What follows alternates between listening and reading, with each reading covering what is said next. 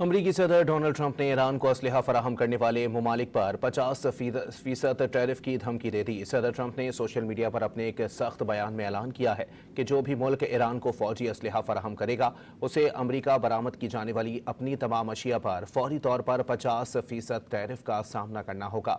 अगरचे सदर ट्रंप ने किसी मुल्क का नाम नहीं लिया, लेकिन माहिरीन का मानना है कि इसका बराह रास्त निशाना चीन और रूस हैं। रिपोर्ट्स के मुताबिक चीन और रूस ईरान को मिसाइल सिस्टम, फिजाई दिफाई टेक्नोलॉजी और हसास इंटेलिजेंस फराहम करने के इल्जामात की जद में रहे हैं। ट्रंप ने वाज़ेह किया है कि इस मामले में किसी भी मुल्क को कोई इस्तिस्ना नहीं दिया जाएगा। अमरीकी सदर डोनाल्ड ट्रंप ने ईरान को असलहा फराहम करने वाले ममालिक पर 50% टैरिफ की धमकी दे दी। सदर ट्रंप ने सोशल मीडिया पर अपने एक सख्त बयान में ऐलान किया है कि जो भी मुल्क ईरान को फौजी असलहा फराहम करेगा उसे अमरीका बरामद की जाने वाली अपनी तमाम अशिया पर फौरी तौर पर 50% टैरिफ का सामना करना होगा।